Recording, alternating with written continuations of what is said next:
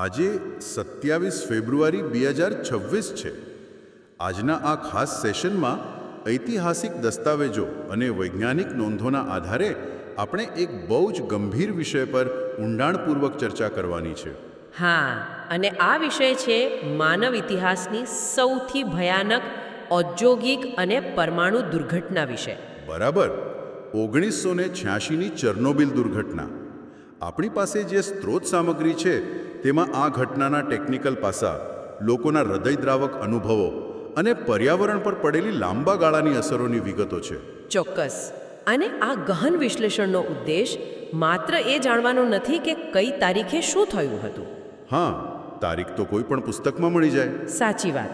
પણ આપણે તેની પાછળની વિજ્ઞાનની નિષ્ફળતા, માનવીય ભૂલો અને સૌથી આશ્ચર્યજનક બાબત, દાયકાઓ પછી ત્યાં પ્રકૃતિએ કેવી રીતે પુનરાગમન કર્યું તે સમજવાનું છે. તો ચાલો આને થોડું સમજીએ. આ દસ્તાવેજો વાંચીને એવા તથ્યો જાણવા મળ્યા છે જે સામાન્ય રીતે સમાચારોમાં સહેલાઈથી જોવા મળતા નથી. હું તો આ વાંચીને ચોંકી ગયો હતો. જો આપણે આને મોટા ચિત્ર સાથે જોડીએ તો આ માત્ર ભૂતકાળનો એક કાળો અધ્યાય નથી. આ દસ્તાવેજો દર્શાવે છે કે જ્યારે વ્યવસ્થાની ખામીઓ, માનવીય અહંકાર અને ટેકનોલોજીની ત્રુટિઓ એક સાથે ભેગી થાય છે ત્યારે પરિણામ કેટલું વિનાશક આવી શકે છે. એકદમ. આ એક એવો અદૃશ્ય દુશ્મન હતો જેણે કોઈ પણ હથિયાર વિના આખી દુનિયાને હચમચાવી દીધી હતી. તો ચાલો ઘટનાના મૂળ સુધી જઈએ. હા, 26 એપ્રિલ 1986ની એ રાત યુક્રેનના પ્રિપ્યાત શહેર નજીક ચેર્નોબિલ ન્યુક્લિયર પાવર પ્લાન્ટનું ચોથું રિએક્ટર. નોંધમાં સ્પષ્ટ લખ્યું છે કે ત્યાં એક સામાન્ય સ્ટીમ ટર્બાઇન પરીક્ષણ એટલે કે એક સેફ્ટી ટેસ્ટ ચાલી રહ્યો હતો. બરાબર. અને આ ટેસ્ટનો હેતુ એ જોવાનો હતો કે જો અચાનક પાવર કટ થઈ જાય તો ટર્બાઇનના ફરવાથી જે વીજળી ઉત્પન્ન થાય છે તે પાણીના પંપ ચલાવવા માટે પૂરતી છે કે નહીં. હા, પણ આ પરીક્ષણ દરમિયાન રિએક્ટરનો પાવર અચાનક શૂન્ય થઈ ગયો. હવે જુઓ, સામાન્ય બુદ્ધિ તો એવું જ કહે કે પાવર અચાનક શૂન્ય થઈ ગયો છે તો આ ટેસ્ટ અત્યારે રોકી દેવો જોઈએ, ખરું ને? ચોક્કસ. પણ ના, ઓપરેટરોએ પ્રક્રિયા રોકવાને બદલે ચાલુ રાખી. પણ આ નિર્ણય પાછળ માત્ર ઓપરેટરોની જીદ નહોતી, ઉપરથી આવતું દબાણ પણ હતું. અચ્છા, એટલે કે પ્રેશર હતું સિસ્ટમનું. હા, આ ટેસ્ટ પહેલાં પણ નિષ્ફળ ગયો હતો અને આ વખતે તેને પૂરો કરવો જ હતો. પરંતુ આ દબાણની સાથે મશીનની ડિઝાઇન પણ એટલી જ ખામીઓયુક્ત હતી. પેલા RBMK પ્રકારના રિએક્ટરની વાત છે ને? બરાબર. ચેર્નોબિલમાં જે RBMK પ્રકારના રિએક્ટર વપરાતા હતા તેની ડિઝાઇન જ એવી હતી કે જ્યારે પાવર એકદમ ઓછો હોય ત્યારે તે અત્યંત અસ્થિર બની જાય. એટલે કે એકદમ અનિયંત્રિત થઈ જાય. હા, તેને ચલાવવું એ ઢાળ પર બ્રેક વગર સાયકલ ચલાવવા જેવું હતું. બાપરે! એટલે કે પરિસ્થિતિ તેમના હાથમાંથી બહાર જઈ રહી હતી છતાં તેઓ અજાણ હતા. એકદમ અજાણ. હું કહેવા માંગતી હતી કે જ્યારે રિએક્ટરનો પાવર ઘટી ગયો ત્યારે અંદર ઝેરી વાયુઓ, ખાસ કરીને ઝેનોન ગેસ જમા થવા લાગ્યો. આ ગેસ પરમાણુ પ્રતિક્રિયાને રોકી રહ્યો હતો. પાવર પાછો વધારવા માટે ઓપરેટરોએ એક પછી એક કંટ્રોલ રોડ્સ બહાર કાઢવા માંડ્યા.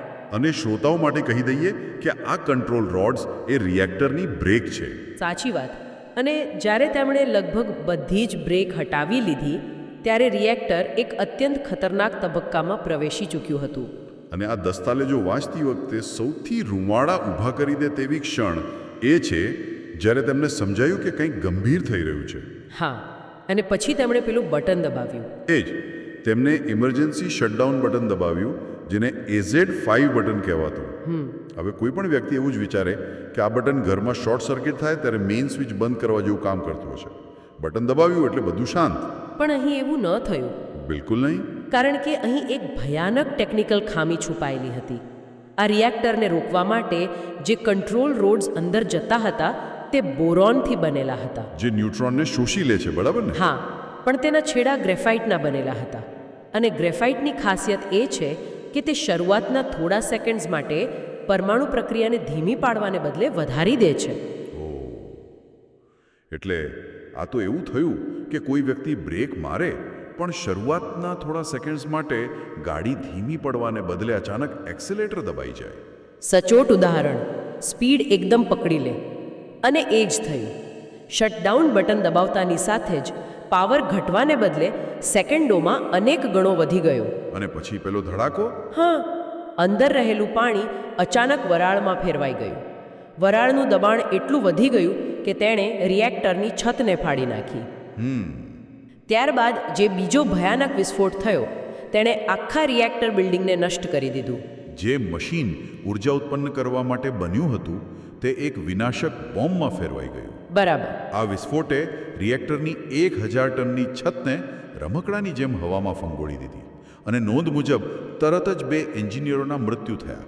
પણ આ તો માત્ર શરૂઆત હતી. હા, અસલી વિનાશ અને અદૃશ્ય દુશ્મન તો હવે બહાર આવવાનો હતો. વિસ્ફોટ પછી રિએક્ટરના કોરમાં આગ લાગી ગઈ. અને આ કોઈ સામાન્ય આગ નહોતી. તે વાતાવરણમાં મોટા પ્રમાણમાં રેડિયોએક્ટિવ ઝેર ફેલાવી રહી હતી. અને આ આગને ઓલવવા માટે જેમને સૌથી પહેલાં મોકલવામાં આવ્યા તેમની કથા હચમચાવી દેતીવી છે. વિસ્ફોટ પછી રિએક્ટર 3ની છત પર આગ લાગી હતી. અને અહીં સ્ત્રોતોમાં એક અત્યંત આઘાતજનક વિગત છે. સલામતી નિયમોનું ખુલ્લેઆમ ઉલ્લંઘન કરીને તે છત ડામર એટલે કે એસ્ફાલ્ટની બનાવવામાં આવી હતી. અરે ડામર! ન્યુક્લિયર પ્લાન્ટની છત પર ડામર? હા, ખર્ચ બચાવવા માટે. કોઈ પણ સમજી શકે કે ડામર અત્યંત જ્વલનશીલ પદાર્થ છે. સામગ્રીની અછત પણ એક કારણ હતું. અને જ્યારે બળતો ગ્રેફાઇટ આ ડામર પર પડ્યો ત્યારે આખી છત સળગવા લાગી.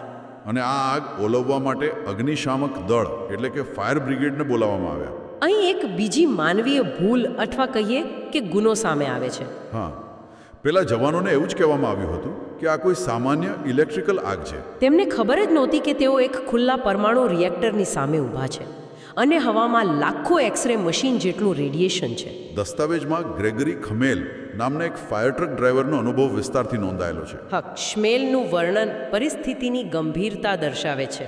તે નોંધે છે કે રાત્રે 2 વાગ્યાની આસપાસ તેઓ ત્યાં પહોંચ્યા ત્યારે આસપાસ કાળા અને ચમકતા ગ્રેફાઇટના ટુકડા પડ્યા હતા. લોકોને ખબર જ નહોતી કે આ ગ્રેફાઇટ સીધું રિએક્ટરના કોરમાંથી આવ્યું છે અને તે અત્યંત રેડિયો એક્ટિવ છે. કેટલાક લોકો તો તેને લાત મારી રહ્યા હતા, હાથમાં લઈ રહ્યા હતા. કેટલી ભયાનક વાત કહેવાયા. શ્મેલ એમ પણ કહે છે કે તેમની ટ્રકમાં આગ ઓલવવા માટે પૂરતું પાણી પણ ન હતું. જે જવાનો આગ ઓલવવા માટે છત પર ગયા તે પાછા ક્યારેય ન આવ્યા. આ ઘટના દર્શાવે છે કે અદૃશ્ય દુશ્મન સામે લડવું કેટલું ભયાનક હોય છે. તીવ્ર રેડિયેશનની માનવ શરીર પર કેવી અસર થાય છે તે સમજવું અત્યંત પીડાદાયક છે. દસ્તાવેજોમાં નોંધવામાં આવ્યું છે કે કેટલાક અગ્નિશામકો અને ત્યાં હાજર લોકોએ અજીબ અનુભવો વર્ણવ્યા હતા. પેલો સ્વાદવાળો અનુભવ. હા, તેમને તેમના મોઢામાં ધાતુ એટલે કે મેટલ જેવો સ્વાદ આવતો હતો અને ચહેરા પર અસંખ્ય સોય ભોંકાતી હોય તેવો અનુભવ થતો હતો. આ વિગત વાંચીને મને તરત જ મેનહેટન પ્રોજેક્ટના વૈજ્ઞાનિક લુઈસ સ્લોટિનની યાદ આવી ગઈ. હા, આ દસ્તાવેજોમાં પણ તે સંદર્ભ છે જ. સ્લોટિનનું મૃત્યુ પણ પ્રયોગશાળામાં અકસ્માતે અત્યંત વધુ પડતું રેડિયેશન શરીરમાં પ્રવેશી જવાને કારણે થયું હતું. અને તેમણે પણ આવો જ મેટાલિક સ્વાદ અનુભવ્યો હતો. વાત જાણે એમ છે કે આયનાઇઝિંગ રેડિયેશન સીધું માનવ શરીરના કોષો, નર્વસ સિસ્ટમ અને સ્વાદ ગ્રંથિઓ પર હુમલો કરે છે. તે ડીએનએને તોડી નાખે છે. બરાબર, જેને કારણે આ ધાતુ જેવો સ્વાદ આવે છે. તે રાત્રે જે લોકો પ્લાન્ટમાં હતા અને જેમણે આગ સામે લડત આપી તેમાંથી 134 સ્ટાફ મેમ્બર્સ અને ફાયર ફાઇટર્સને તીવ્ર રેડિયેશન સિકનેસ સાથે તાત્કાલિક હોસ્પિટલમાં દાખલ કરવા પડ્યા. બહુ મોટો આંકડો છે. અને તેમાંથી 28 લોકોનું તો થોડા જ મહિનાઓમાં અત્યંત પીડાદાયક રીતે મૃત્યુ થયું. તેમના શરીરે કામ કરવાનું સંપૂર્ણપણે બંધ કરી દીધું હતું.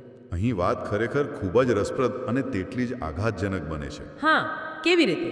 જો આટલો મોટો વિસ્ફોટ થયો પ્લાન્ટમાં, લોકો મરી રહ્યા છે, ખુલ્લું રિએક્ટર વાતાવરણમાં ઝેર રોકી રહ્યું છે, પણ પ્લાન્ટની બરાબર બાજુમાં આવેલા પ્રિપ્યાત શહેરના લોકોને આ વિશે કોઈ જ અંદાજ નહોતો. આ કદાચ આખી ઘટનાનો સૌથી કમનસીબ ભાગ છે. પ્રિપ્યાત એ સમયે લગભગ 50,000ની વસ્તી ધરાવતું એક આધુનિક અને ધમધમતું શહેર હતું. પ્લાન્ટમાં કામ કરતા કર્મચારીઓ અને તેમના પરિવારો ત્યાં રહેતા હતા. વિસ્ફોટ પછીના પૂરા 36 કલાક સુધી ત્યાં સામાન્ય જનજીવન ચાલતું રહ્યું. આ કલ્પના કરવી પણ મુશ્કેલ છે. શનિવારની સવાર હતી. લોકો બાગ બગીચામાં ફરતા હતા. કેટલાકના લગ્ન થઈ રહ્યા હતા. બાળકો રેતીમાં અને મેદાનોમાં રમતા હતા.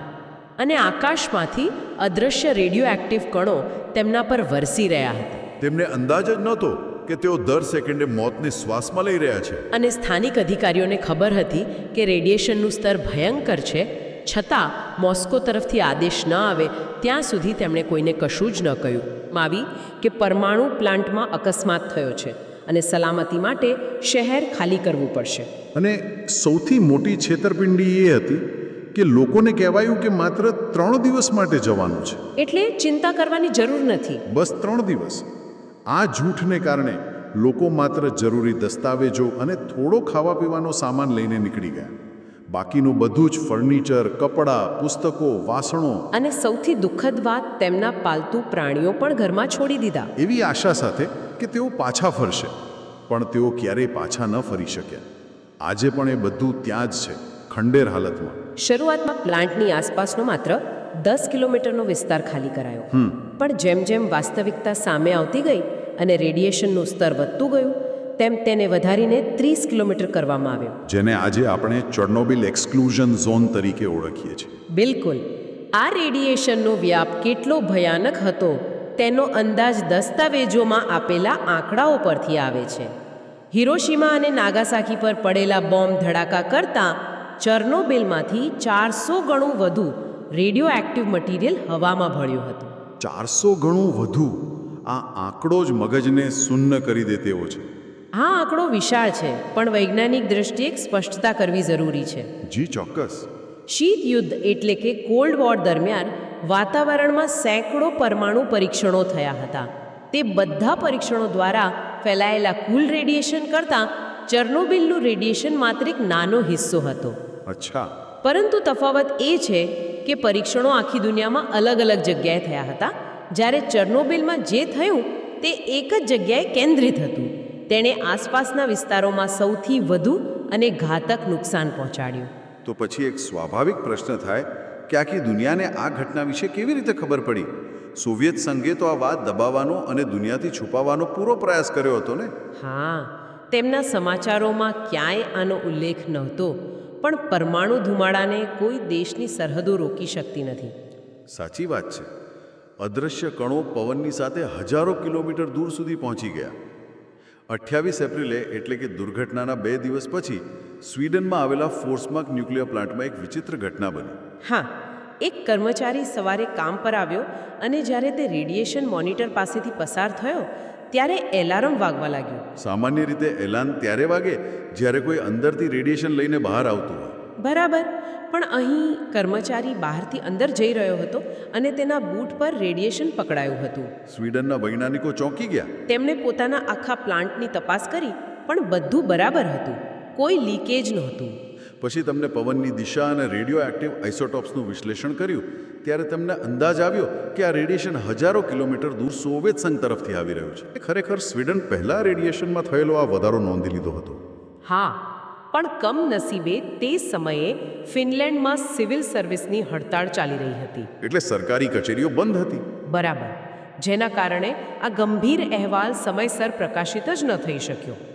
આ દર્શાવે છે કે કેવી રીતે નાની નાની ઘટનાઓ કે માનવીય પરિસ્થિતિઓ ઐતિહાસિક જાણકારી પર કેટલી મોટી અસર કરી શકે છે.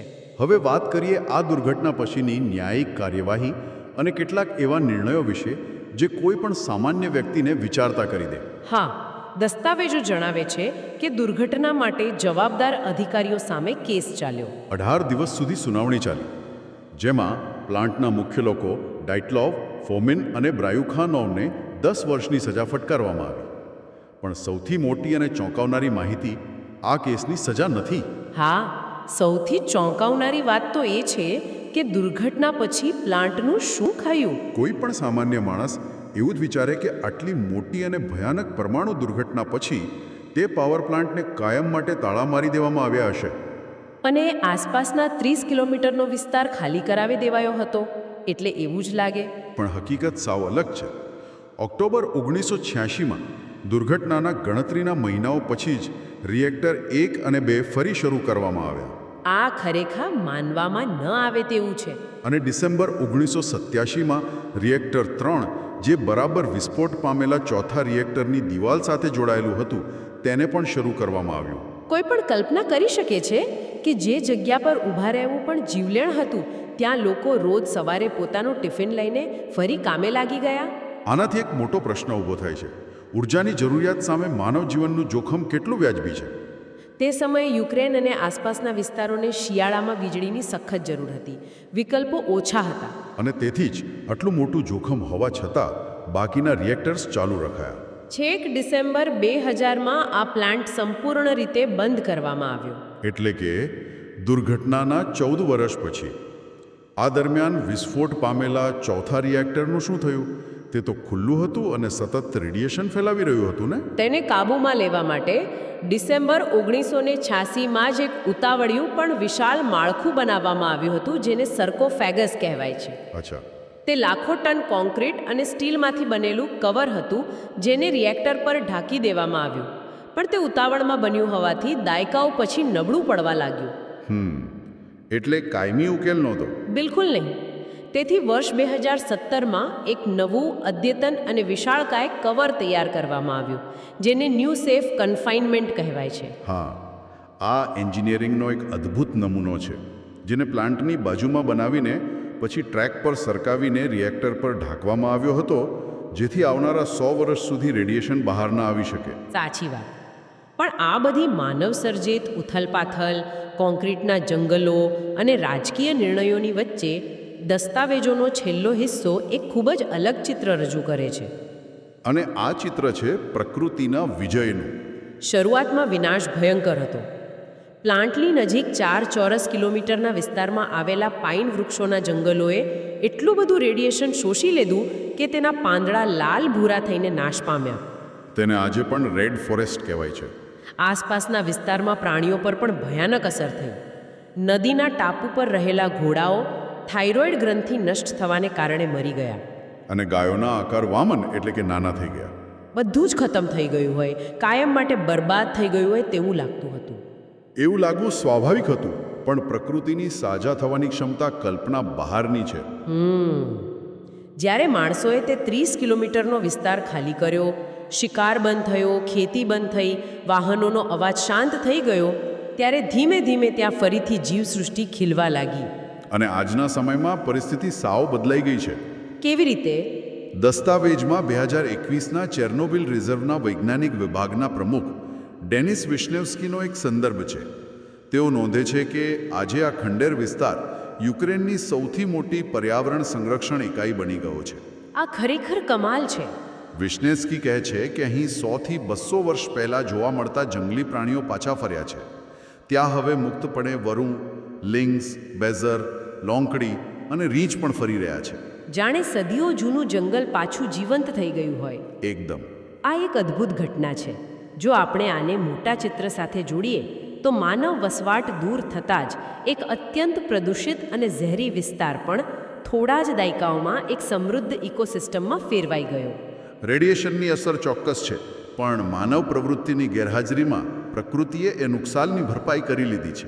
આ સાથે જ આ દુર્ઘટનાનો સાંસ્કૃતિક પ્રભાવ પણ ઘણો ઊંડો રહ્યો છે. કળા, સાહિત્ય અને સંગીત દ્વારા આ ઘટનાને અને પીડિતોની વેદનાને લોકો સુધી પહોંચાડવામાં આવી છે. બિલકુલ. આર્ટ અને કલ્ચર હંમેશા આવી ઐતિહાસિક ઘટનાઓનો અરીસો રહ્યા છે. HBOની પ્રખ્યાત સિરીઝ ચેર્નોબિલ એ આખી દુનિયાને આ ઘટનાની ભયાનકતા અને સરકારી કવરઅપ વિશે જાગૃત કર્યા.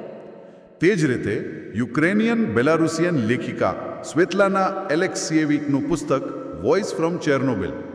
આ પુસ્તકે લાખો પીડિતો અને તેમના પરિવારોની વ્યક્તિગત વેદનાને વાચા આપી છે. બીજી એક આશ્ચર્યજનક અને ભાવનાત્મક વિગત એ પણ છે કે પ્રખ્યાત યુક્રેનિયન બોક્સર ક્લિટ્સ્કો ભાઈઓના પિતા અને લોકપ્રિય ઇલેક્ટ્રોફોક બેન્ડ ઓનુકાના ગાયિકાના પિતા, હા, આ બંને આ દુર્ઘટનાના લિક્વિડેટર્સ એટલે કે સફાઈ કામદાર હતા. આ દર્શાવે છે કે આ ઘટનાએ માત્ર ઇતિહાસના પાના ઉપર જ નહીં, પણ યુક્રેનના લગભગ દરેક પરિવારના જીવન પર કોઈને કોઈ રીતે ઊંડી અસર છોડી છે. અને આપણે એ લિક્વિડેટર્સ એટલે કે હજારો સફાઈ કામદારોનું બલિદાન ક્યારે ન ભૂલી શકીએ. તેમણે પોતાના જીવના જોખમે તે પાવર પ્લાન્ટને સાફ કરવા અને સુરક્ષિત કરવામાં જે યોગદાન આપ્યું, તેના વિના આ દુર્ઘટનાની અસરો આખા યુરોપ માટે હજુ પણ વધુ ભયાનક અને લાંબા ગાળાની બની શકત હોત. સાચી વાત. તો આ બધાનો અર્થ શું છે?